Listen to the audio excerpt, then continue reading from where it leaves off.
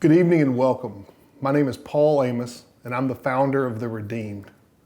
The Redeemed is an organization that is built for men of all types to come together to have a special online community that allows for men to discuss not only their troubles, but how they triumph over those troubles. This is an ongoing webinar presentation that we've been doing called Pursuing Restoration. Today we have another precious installment in what we'll be doing, and we have a very special friend and guest in Bart Scarborough who's come to talk to us today about restoration, about his ministry, and his history of how he's come to this very special place. So please welcome Bart, and we thank you for being here. As we do with most of our guests, I'm going to start today because of the Redeemed and ask you, what does redemption mean to you? Redemption. Thank you, Paul, for having me. It's an honor to be here. But and thank you too for doing this. I think this ministry is important, and it's had a great impact, and it's making a difference, especially during the pandemic when people just need to have a place. So thank you for starting, even here, waiting and paying attention to what God has saying to you, and starting this great ministry, Redeemed. Yeah, I'm really, way to go.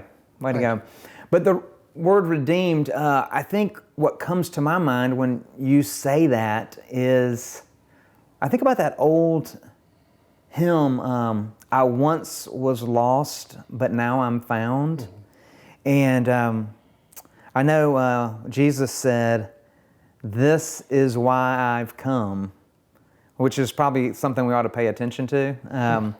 This is why I've come, to seek and save the lost. And not that we are bad, but that we've, like Isaiah said, we all like sheep have gone astray. We've each turned and gone our own way, and we've wandered off, and we need the Good Shepherd, and we need Him to come after us and to bring us home and to redeem us. We need Him to introduce us back to the Father. We need Him to give us a new name, a new identity. And so when I think about that word redeemed, that's the picture that really comes to my mind. This lost soul coming home, and then God giving me a new identity. God giving us as followers of Jesus a new identity. That's my picture, my word picture. You know, for so many members of our audience, I think that it's lost on the fact that redemption is something that God's already done for us. Mm-hmm. You know, in reality, I think most men come to this ministry with the belief that either things they've done or things that have happened to them or how life has turned out for them is so often something that there is shame associated with. There are troubles associated with. And one of the beauties I think of when I think of being redeemed is the fact that God tells us in Isaiah that He's already done it for us, that He's swept away all of that and He's brought it to us. And so thank you for your thoughts there. So today we're going to... And that is the I'm interrupting you. Sorry, I'm interrupting. But it's that outside force, right? It's God's work. It's His movement. It's His action that is so essential in this. It's not like something we can womp up or do. The Good Shepherd. Good Shepherd is the one who's the hound of heaven, pursuing us and bringing us home. So yeah, I really like that. Well, I have to say that Bart and my path, as we've shared those paths, aren't necessarily congruent in that I took the very distant path from the Lord, and you've taken a very congruent path to Him, and always being connected to God from high school and college, and then in your ministry and on. So I would love it if you'd spend a minute and just talk about how you got to the place of talking about restoration and a little bit of your background and your story. Yeah, well, I was on Young Life staff for 25 years. Wow. So that's a long time in youth ministry. I like to say youth ministry is like dog years. It was a long time in youth ministry. But I began to get pretty worn out and tired. And when you're giving your life away, you're not really protecting your soul, man, ministry can eat you up. And so after a long time, we ended up deciding it was time to do something different. We left staff. We sold everything we had. We bought an RV, and we hit the road for 16 months. We hit the lower 48. We hit 27 national parks. Really, our idea was we needed a long sabbatical, and we needed to pull in as a family. We needed to unplug and get off the grid for a while. And that's what we did. And it was the best thing we've ever done. It really was good for our souls to be able to slow down. But that stopping and that slowing down and that getting off the hamster wheel is what has guided us probably to the place we are now, which we can talk about that now, or if you'd like to. Absolutely. Yeah. Yeah, please, just lead right into it and talk about how you ended up in this place and where your ministry evolved from. Well, I would say probably the last 10 years or so on Young Life staff, we started doing more and more caring for those younger staff. We started doing more and more soul care work, spiritual formation work, growing ourselves, but also our younger staff up in the Lord. And so as we were on the road and praying about what was next, it became pretty clear that the Lord was calling us into that type of ministry. So we started a ministry called Ancient Way Farm.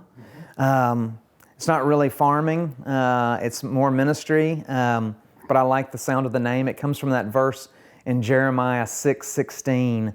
Stand at the crossroads and look, ask for the ancient path, ask where the good way is, and walk in it. Then you'll have rest, you'll find rest for your souls. And that had been our family verse for a few years before we hit the road.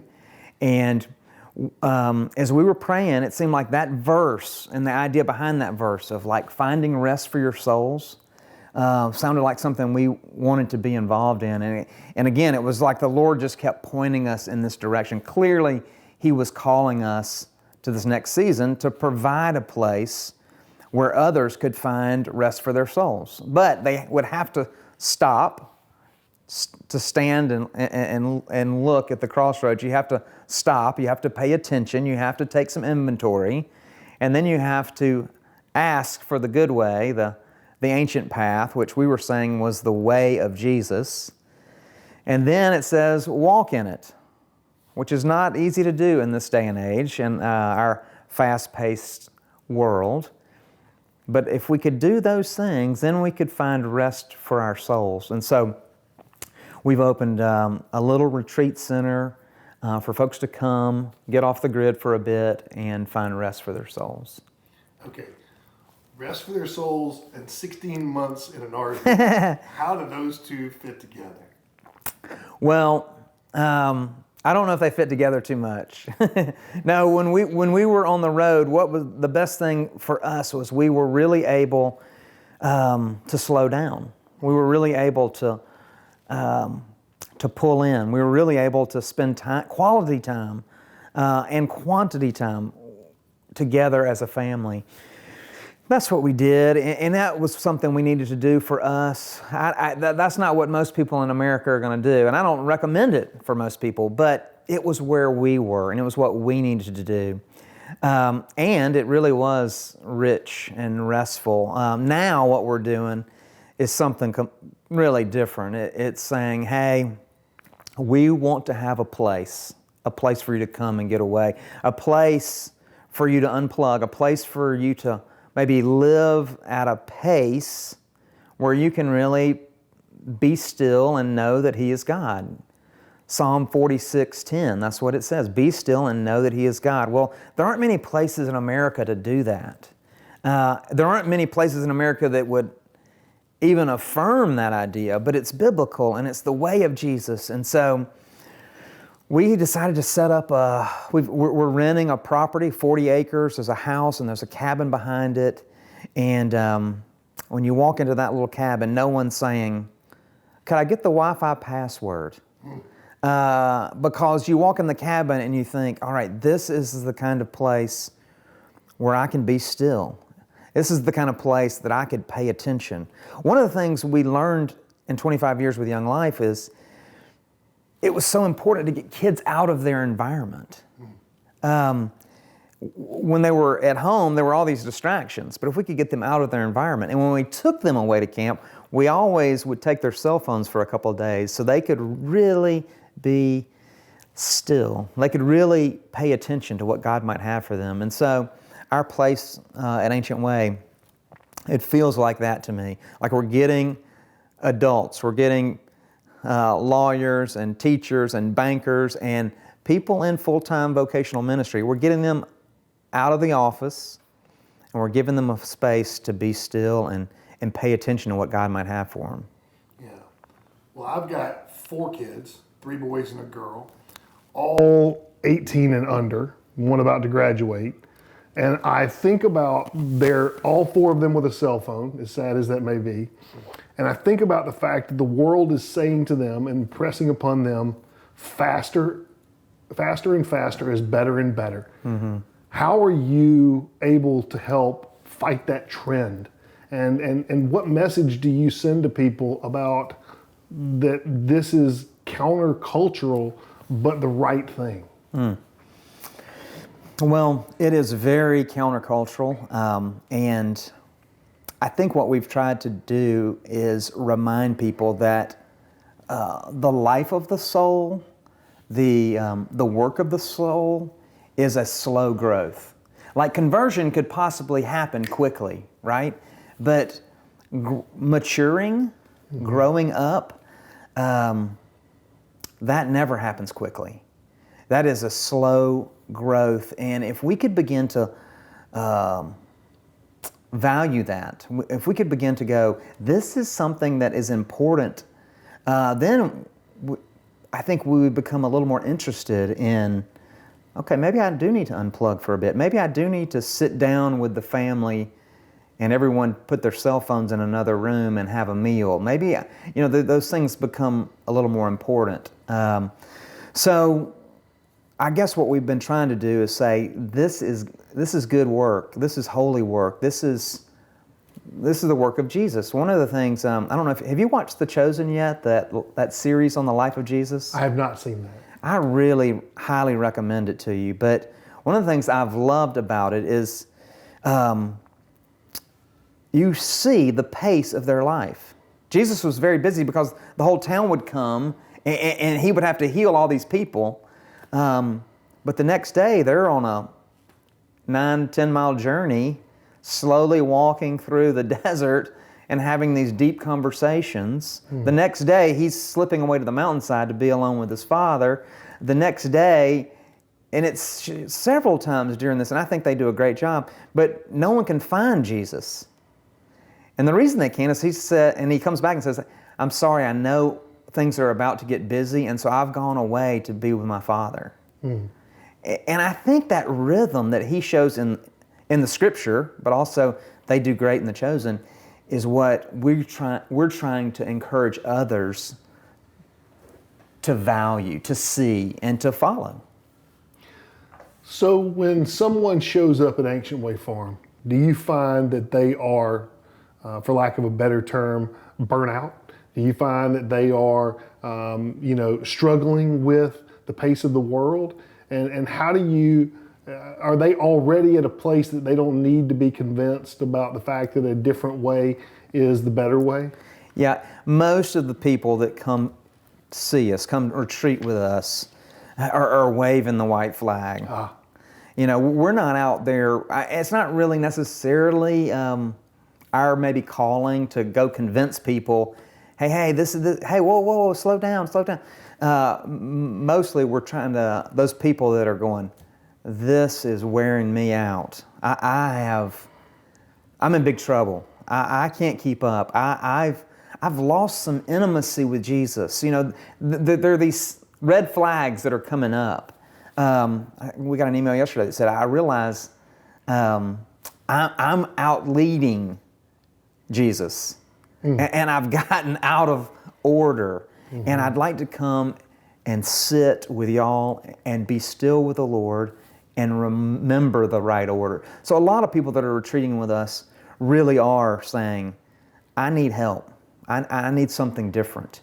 And so that's what we're trying to do, is help a lot of those people that are, and a lot of people don't realize, but they know something's not quite right. And so we've kind of set up, we do some practices, some disciplines, some formation. You know, I used the phrase spiritual formation earlier. Maybe I ought to define that. Please do. My favorite definition comes from Robert Mulholland, who says that spiritual formation is the process of being conformed into the image of Jesus for the sake of others. And I really like this idea of the process that, again, like conversion could happen quickly, but formation, being formed into the image of Jesus, that doesn't happen quickly. It's a process. And then being conformed, my picture is kind of the potter and the clay. There's this outside force again doing this work. But what's he forming us into? The image of Jesus, of course. But there's always this comma, and we're doing this work, this soul care work, this kind of below the surface work. We're always doing it for the sake of others. We're always doing this so that we can serve others. So we're doing some practices that help with that. Everything from slowly reading the Bible to the daily office and reading Scripture in different ways. And we're having slow walks together. We're having a lot of hospitality and meals together. And so those are some of the things that we'll do together. But a lot of times people want to have conversation, but a lot of times people want to have solitude. And one of the things I love about, this model that we have set up is we can do that. We can do that. We have said, we at Ancient Way Farm, that would be me and Victoria, my lovely wife, we have said we have wanted to stay intentionally small so that we could be intentionally relational. So instead of having bringing in Tim Keller and 300 men and doing a series on prayer, which would be amazing, we're doing something different. We're trying to have much more intentional one-on-one, what's going on in your heart and soul, and let's try to usher you before the Lord while you're with us. How do you balance, if at all, structure of a time with you in the balance between solitude and some of these particular techniques that you're teaching people? And how do you keep it free form? Do you allow for people to kind of flow with the weekend or the time that they're with you? How does that go? Well, one of our board members, Catherine Bumstead, she said, I think this is a cup of coffee conversation. And we were like, what do you mean by that? She goes, I think when folks arrive, you're having a cup of coffee and you're praying and you're seeing what the Spirit might stir up. And that's kind of how we've done it. Some people come, though, looking, hey, I'd like to have 3 days of solitude. And some people come and say, hey, I have a lot of questions. And so our sweet spot probably is somewhere in the middle with blocks of solitude and times for conversation, but also with some of those spiritual practices. But we're really leaning heavily on God leading us on where we should go with folks. That's great. You mentioned earlier when you talked about your time at Young Life that ministry can really weigh heavily on you. And one of the things I'd be curious about is when you have people come in, I can imagine as a layperson, I can imagine what it's like for someone to come in who's strung out, tired, needing of restoration. But you also minister a lot to the people in ministry. Yeah. And tell us about, what the difference and what the needs may be of the people in ministry. Yeah. Well, you're right that there are a lot of similarities. But I think one of the things that's unique for people in ministry is most of them don't have a safe place. They're the minister, for goodness sakes, right? They're not supposed to have any problems. They're supposed to have it all figured out. And so what we have found is, and what we knew because of those 25 years with Young Life is, they desperately need this. They need a place where they can be honest, they can be real. They've been bearing a pretty heavy burden because they're having to hold all this together, which is not a good place to be. Mm-hmm. But so a lot of people in ministry are coming and are pretty burnt out, especially right now. I think with COVID, and there's so many there's so many factors that are affecting people in ministry, and it's been difficult. It's been really difficult. Most of the ministers I've been talking to say their counseling load for their parishioners is maybe 4 or 5 or 6 times what it normally was before COVID.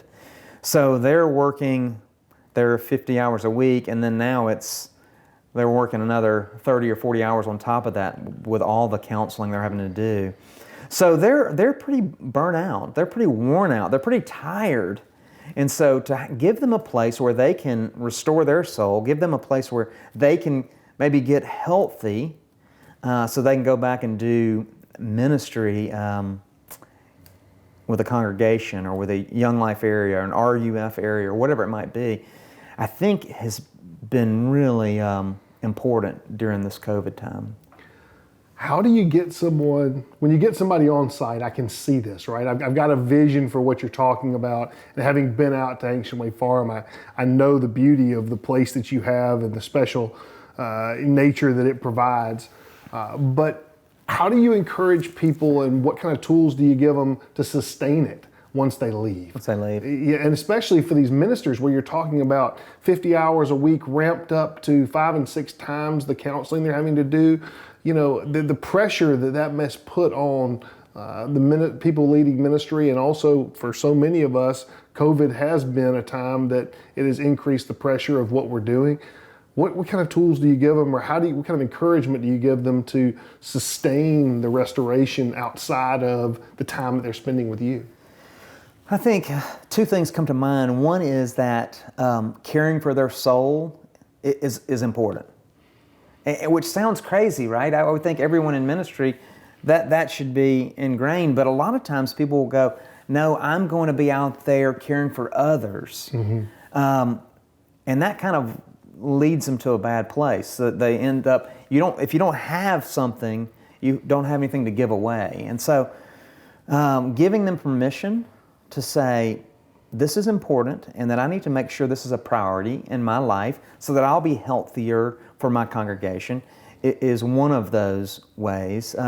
The other, I think, is we try to give practices. We do practices with folks and encourage them as they like them, take them home, right? Yeah. It's kind of like, if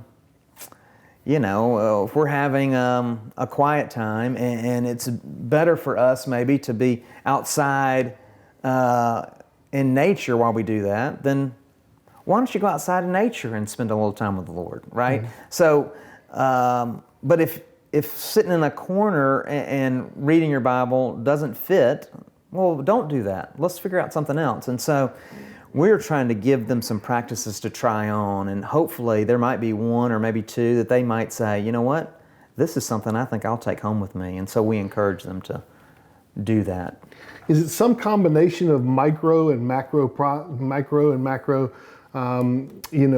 tools, in the sense that what you're talking about is getting away for several days? Mm-hmm. And at the same time, I'm hearing you talk about the fact that in the micro, in the moment, the small moments, you really need to also be doing this in your day-to-day. Yeah.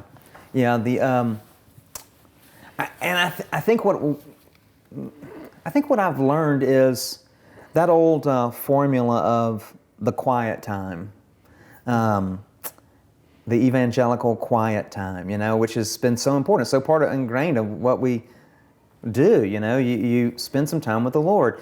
I think in the old mindset I had was I would get up in the morning and I would read my Bible and I would pray, and then I would go about my day and try not to sin. And I think what I'm trying to do different is be present to the one who's present with us. I'm trying to be mindful of the God of creation who dwells with me throughout the course of the day. So I think about Brother Lawrence, his little book called Practicing the Presence of God. Like, he all throughout his day, he's washing dishes, but he's mindful that God is with him. All throughout the day, he's kind of praying as he's washing his dishes. All throughout the day, he's paying attention. I heard this wonderful podcast where a guy encouraged us to pray that we could cultivate an awareness of God's presence throughout the day. And so instead of having kind of this one God moment for 20 minutes in the morning and then taking time throughout the course of the day to be mindful of the one who Saint Augustine said is closer than our next breath. That's what I've been trying to do on the micro level a little bit, encourage others to do the same thing so that we're not just, what was it, Dallas Willard, I think he called it the gospel of sin management. We're not just trying to be good during the day. We're actually living in this relationship with the living God throughout the course of our day, and we're present. So that's what's so important about the daily office and stopping at certain times and praying. John Eldridge and Ransom Heart, Wild at Heart, they've got the 1 minute pause app. Yeah. There are lots of different things, lots of different tools that we can use to help us to just pause in the midst of it all, breathing. You know, at your desk, I often will sit with my hands like this just to remind me to let go of some of the things I'm clinging to. And then I'll just roll them over and say, Lord, what do you have for me now? So I'm always kind of looking for ways just to be mindful of His presence. That's one of those micro things I think that you're asking about. Yeah. Yeah. You know, for most of my life, I was totally open to God doing whatever I wanted Him to do. You know, Yeah, I mean, the idea of being a Christian to me was God fulfilling my needs, my wants, and my promises. And so it's amazing the hamster wheel that you can find yourself on and the fatigue that can come with that. So I can completely get how you would need that restoration. For most of our audience, they won't have the opportunity to necessarily see Ancient Farm. But what they can do is get out and follow the example that you talked about in The Chosen with Jesus and getting close to nature. John Eldridge talks a lot about nature and the importance of it. When I've been out to your farm, I've seen the touch and the nature that's all around in what you're doing. Maybe for a moment, just tell us about that connection and the importance of nature in this restoration process. Yeah, I just think it's so important. I think it's so important to be in creation. There's something good for our souls. And I think when we are, the creation always points us to the Creator. And it was John Eldridge recently, I think, he said, we need beauty. And boy, when we get out in nature and when we're in the woods or on the mountaintop or at the sea or wherever it might be, there's nothing more beautiful. And so it's one of those things that, and I think what we're learning too, more even from psychologists and the study is there's something that is actually helpful when we're working in the dirt and getting our hands dirty, when we're outside. It is just restorative to the soul. So I'm a big proponent, but not everyone's wired that way. But I do think getting outside is so helpful. One of the things that Victoria, my lovely wife Victoria, and I try to do is in the morning before we even have breakfast, just get outside for a little while. Listen to the birds, watch the birds.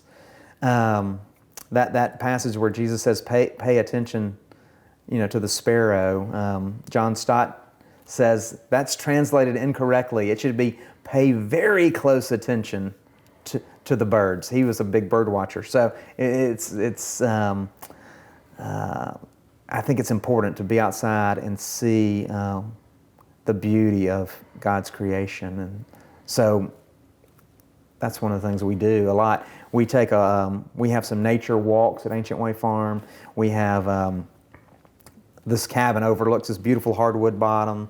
There are these great, gigantic old beech trees on the property. So a lot of what we get to do is outside work. So I had the opportunity to live in Japan from 2014 through 2015 for 2 years. Wow. Japan is the only country on earth where there is a documented cause of death from overwork. Okay? Wow. There was a commission by the government put in place that they wanted to begin a more relaxed lifestyle. They wanted to begin to let people calm down and not necessarily overwork to the level that they are.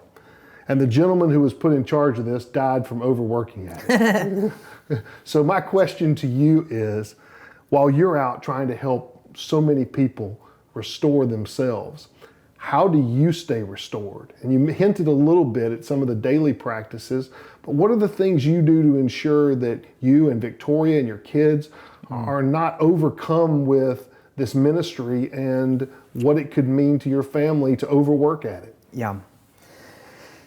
Well, I would say we've learned to say no.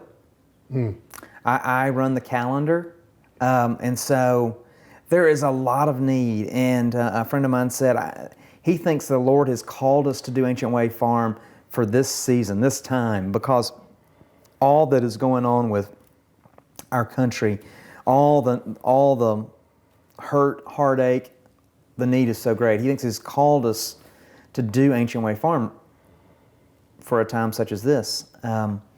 But we can't meet all that need. And so learning to say no has been a really powerful tool to protect our souls. We're booked up for most of the summer already. Wow. But it's because we've decided to run our retreat center a little different than most North American retreat centers. Most retreat centers might have you coming in and then leaving by noon so they can flip the room over and have another group coming in by 2:30, and then and it's just nonstop. And what we've tried to set up is some healthy rhythms, plenty of time to get the grass cut, plenty of time to, after we have taken a few days to really hold people's stories that are retreating with us, we're pretty spiritually spent, exhausted, and so we need time to rest. And so we've really built that into the schedule, and that's been life-giving. We're not serving near as many people as we could, but we know, just like we've seen in the course of years of ministry, when we don't say no, when we keep trying to meet every need, we'll burn out. So I saw a license plate not long ago. It was one of those European-style license plates on the front of this really fancy sports car that said, "No limits." And I thought, that's how we've spent most of our lives, ministry-wise, but all of us in America. We can live with no limits, but that's not how God designed us. We really were designed differently. So we have put some things in place to remind us that we're not God. We can't do it. We desperately need Him, so we're trying to live at a healthy pace, in a healthy manner, so that we can serve people that need us. So I know that you homeschool your kids, Yeah. and you have a big influence. How has this ministry impacted your two kids? And what do you see happening in them as a result of all of this coming into your home, being a part of it? What's life like for them, and what are they seeing in their parents? Yeah, it's been so great. When we were on the road trying to figure out what was next, what we decided is we wanted to do something together. And we came up with a lot of different ideas. We had this notebook and we wrote down a lot of things, and we kept marking through all these different ones, but this idea of Ancient Way Farm stuck. And it's something we can do together. It feels a little bit like a Young Life camp where the kids are part of the work crew. They're getting to help out. My daughter, who's 16, she's an amazing cook and baker, and so she helps a lot with the meals for our guests. My son is old enough now, he's helping me weed eat and cut the grass, and he's kind of like the ODC and working on the outdoor crew and serving. And so they are getting to be a part of it. And generally when people leave, one of the things they say is, this was wonderful and this was wonderful. But the thing that might have been the most impactful was being involved with your family. Wow. Sitting at the table with your family, having your son ask us questions at the table, this conversation that happens at the table with the whole family, and they're a part of that, and they kind of know this is, I get to be in on this with what God's doing. That's been this wonderful, sweet gift. So they're all in. We're all praying for our guests. We're praying for financial resources to come in. We're praying that God will work. We're praying, so they're praying, they're working, they're serving. It's really been beautiful. It's been fun to do it with them. Well, Bart, thank you for taking so much time out of your schedule to come here today, sit and talk with us, to tell us about your passion and your ministry, and a little bit about how we could think about trying to be restored. So I just want to say thank you. Yeah. And thank you to our audience today. Thank you for your time. Thank you for being with us. We are going to have, of course, another special guest next month in Derek Shields, a pastor here in our town, who is going to be talking about shame, a topic that for so many of us envelops our life and is something, that shame cycle that can truly keep us separate from God. I think the enemy uses shame against us and wants to keep us out of the glorious life that God has for us. So we ask you to be here next month. We ask you to continue to think about following us on social media, sign up for our newsletter, and we thank you for all this. God bless you and have a wonderful night.